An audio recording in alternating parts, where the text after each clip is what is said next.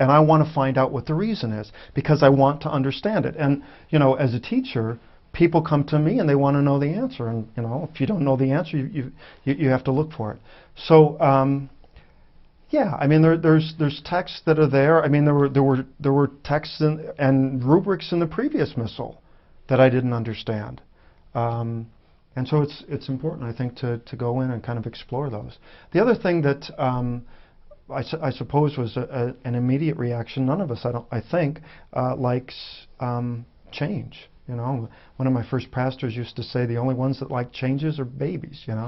And so change is always difficult. But on the other hand, it's part of human life.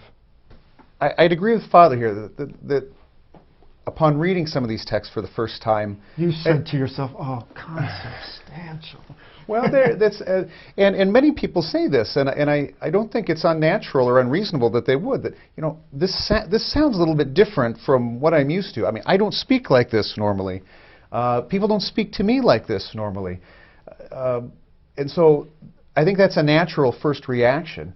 But as Father says, there is a reason why the text does sound the way it does. And if we just stop right there and say, well, this doesn't make any sense. I mean, this is not how we speak. But if we look for the reasons why and look to the sources from which this text has come, some of the truth of the text and the clarity of the text start to become more and more apparent. So, yeah, there is for me and for many that I've spoken with this initial, a little bit of confusion, but it remains, these texts, they remain such a great source of spiritual nourishment. You dig a little bit. One of the things that I've learned from Christopher is this line that you have that he says, "I don't like it" is the worst possible liturgical principle, or I like it, so I'll do it. Again, is the worst possible liturgical principle, because we receive what the Church gives us, and we try to understand it and explain it and pray it the best way that we can. We give it the benefit of the doubt and explore and try to get into the mind of the Church in making those decisions.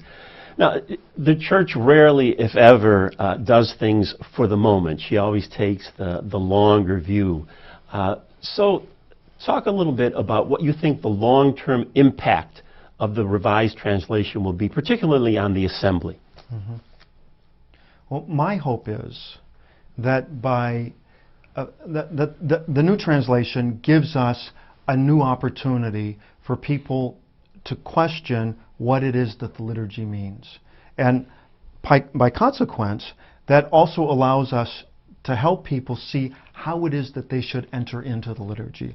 I think by doing that, by paying attention to what we say, but not only saying the words, but thinking in the back of our minds what it is that these words mean, and connecting ourselves to the biblical story that goes along with these words, people will be able to benefit more from the riches that are there. Ultimately, the long-term effect should be, our own holiness and sanctification and divine life in the Trinity and all these things. And this, what we hope that this, and it's not just our hope, quite frankly, it's the hope of Pope John Paul II and now Pope Benedict, this mystagogical approach to all things liturgical that leads us into the mystery, which is ultimately Christ.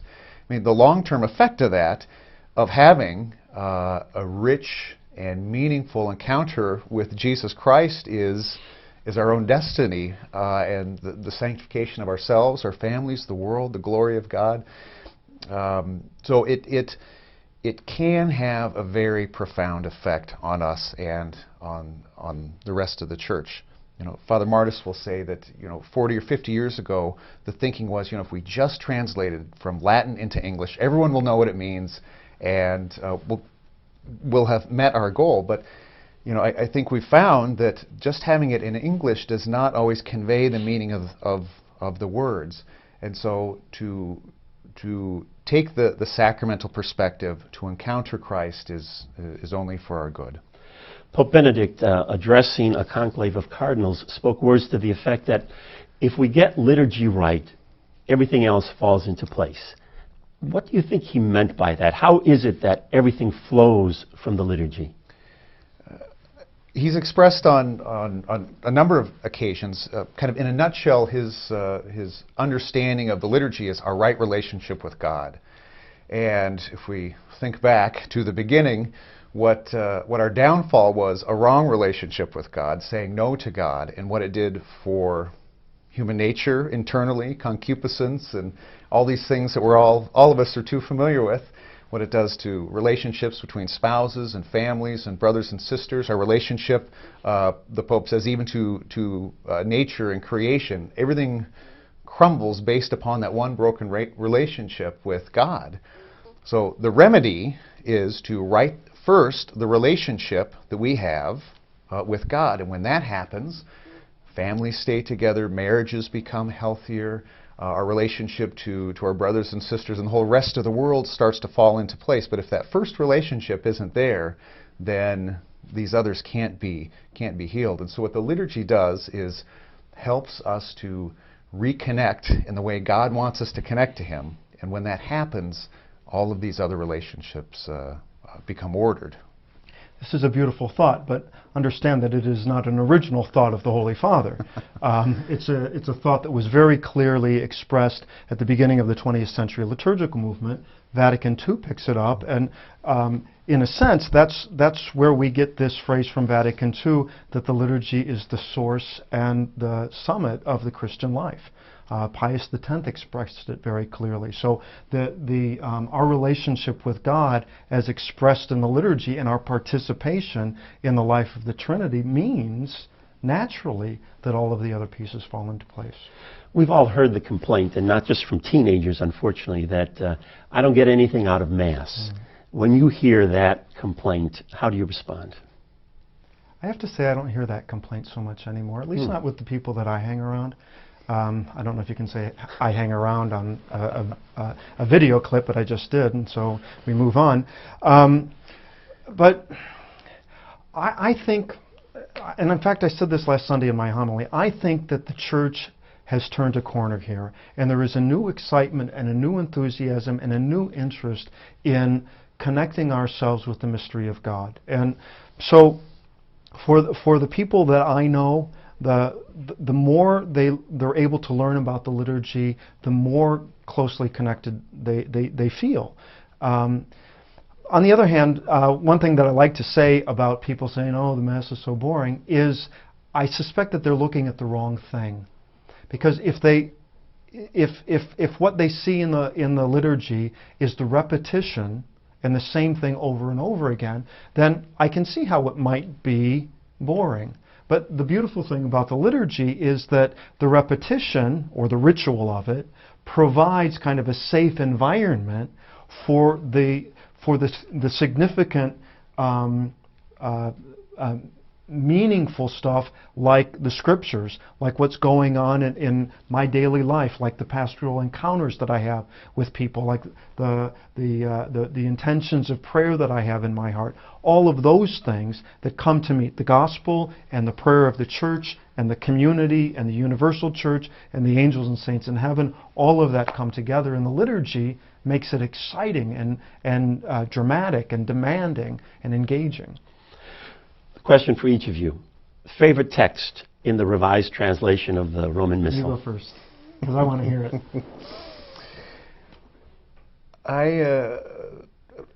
I think the Gloria is a beautiful text.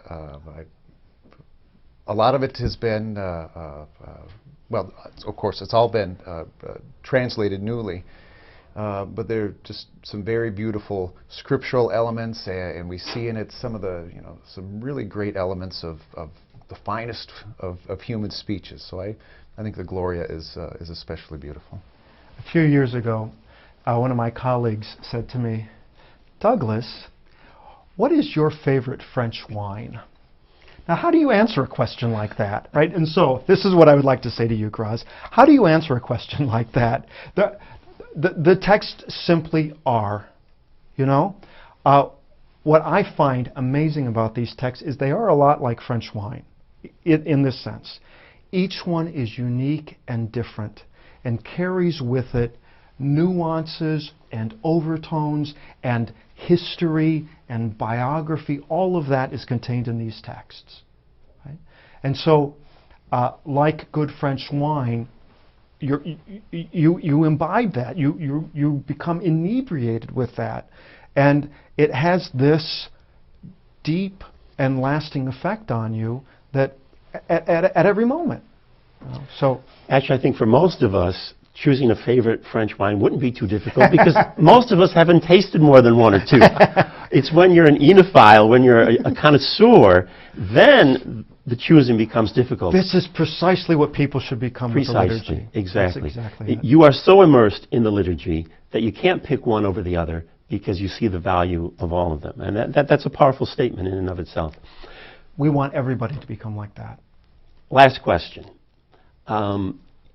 You ended your workshop with a session on catechesis, giving people practical suggestions for how to utilize the concepts that you presented. It strikes me that what you did here goes far beyond the implementation of the revised translation of the Roman Missal. There are many other uses for the concepts that you shared. Talk a little bit about that. How could people use this material? We started with a new Roman Missal.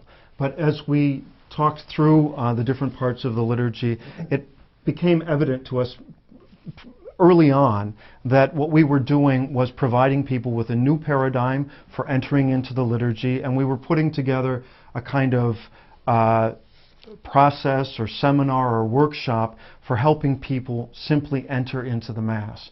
And so we kind of shifted away, if you will, from this idea of simply limiting ourselves to a new Missal and an implementation of the Missal, and saying we really want this to kind of be a perennial project where people in RCIA, people in confirmation programs, students in seminaries can use these resources to enter more deeply into the meaning of the liturgy.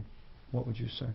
Well, just the sacramental and mystagogical perspective and way of looking at the liturgy, whether it's the words of the Mass, which we're concentrating on here, but the music and the architecture and the ministers, everything, if approached in that way, will lead us to this encounter with Christ. And that's applicable in all of our lives in any sort of environment. You know the old aphorism, give me a fish, I eat for a day. Teach me to fish, I eat for a lifetime. That's what we want to happen with the liturgy. Not simply to tell people that this word means this, but rather how is it that we can sit with these words and meditate on these words and have them nourish us every time. Well, these words truly can feed us for a lifetime. So thank you for the very fine work that each of you has done, and for the great amount of time that you've devoted to this project.